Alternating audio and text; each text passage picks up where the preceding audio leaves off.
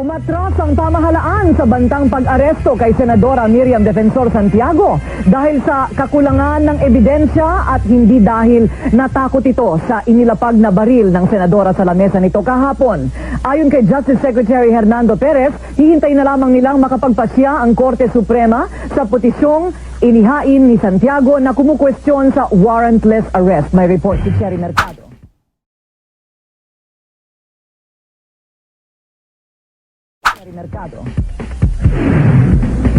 Maaari nang itago ni Senadora Miriam Santiago ang kanyang armas.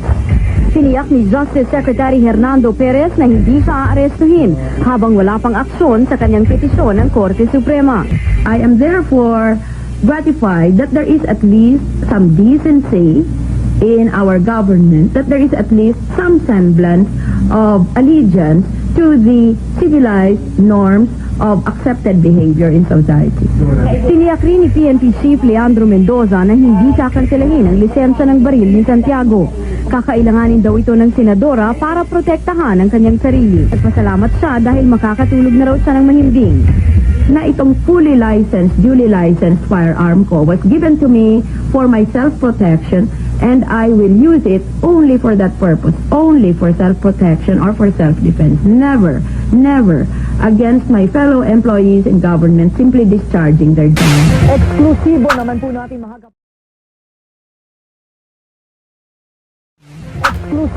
po natin mahagapanayam ngayon si Senadora Miriam Defensor Santiago live mula sa ating studios. Magandang gabi sa inyo, Mrs. Senator. Hi. Good evening, Corina. Yes, ma'am. Ano po masasabi ninyo sa biglang pag-atras ng pamahalaan sa pagpapaaresto po sa inyo? Lohika lamang iyon dahilan sa meron tayong habeas corpus petition sa Supreme Court ngayon ang gagaling kay Senator Enrile.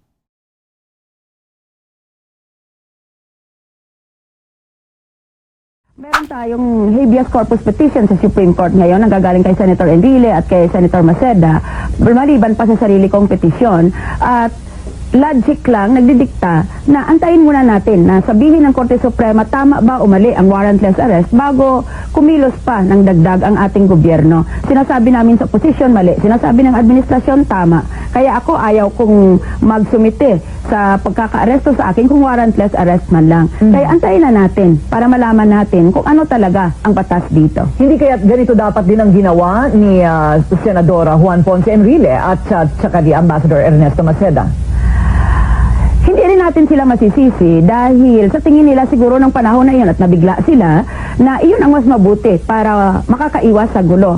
Ako naman nakapag-isip ng mas matagal nang sa kanila, naalala ko kasi sa batas na tinuturuan tayo, huwag tayong matulog sa ating karapatan. Sa kauna-unahang pagkakataon, pag sa tingin natin ay hindi tama o hindi makatarungan o hindi ayon sa batas ang nangyayari, huwag tayong makisama doon because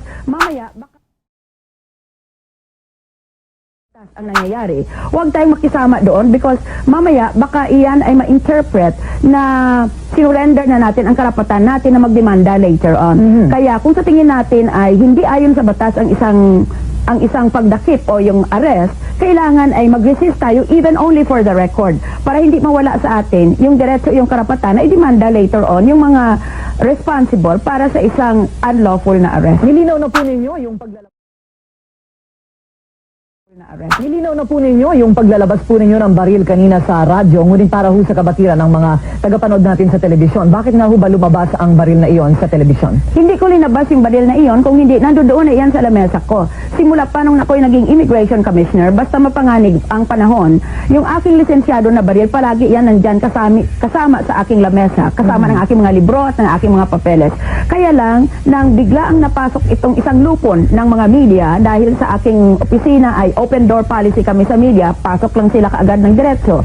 Wala na akong pagkakataon pang itago. Normally kasi tinatago ko sana iyon. Kaya iyan ay hindi ko pinakita para mag-display noon kung hindi nahuli lang ng media. So wala ho kayong balak na lumikas, magtago tulad po ng ginagawa ngayon ni General Ting Lacson halimbawa o ni Ginoong na Gregorio Honasan? Kayo po ay nasa bahay lamang ninyo? O sa opisina o nagsasalita sa media, pinapakita ko na wala akong balak na magtago dahil sa tingin ko wala akong kasalanan sa batas man o sa mataman ng simbahan. Kaya nilalantad ko na ang sarili ko hanggat sa magsawa ang tao sa akin para makita na wala akong balak na magtago kailanman. Wala akong kasalanan kaya haharapin ko ang aking mga kalaban. Sabi nga sa Biblia, the guilty might flee but the innocent are as brave as lions. Aha. Senadora, ang ibig sabihin po, hihintayin nyo ang desisyon ng Korte Suprema sa ginagawang pagdinig ngayon. Sakaling magkaroon ng desisyon at pumabor sa gobyerno yung kanilang desisyon, papayag na po kayo magparesto. Oo, dahil pag nagdesisyon at naging final and executory na ang hatol ng ating Korte Suprema, magiging batas na yon. It becomes part of the law of the land. Ako bilang isang abogada na numpa na susundin ko ang batas, ay kung yun ang magiging batas, wala na akong karapatan pa na mag-resist o mag-oppose ng isang lawful na arrest. Mhm. Tungkol